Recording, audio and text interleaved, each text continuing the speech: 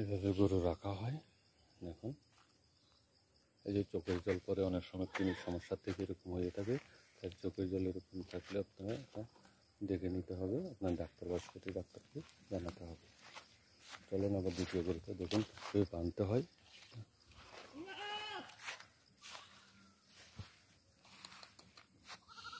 এই গরুটাকে বলা হয় হিপার। দেখুন হিপার কীরকম থাকে।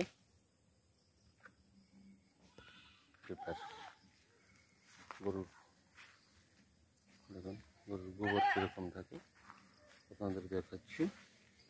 দেখুন কাউডং, রিয়েল কাউডং।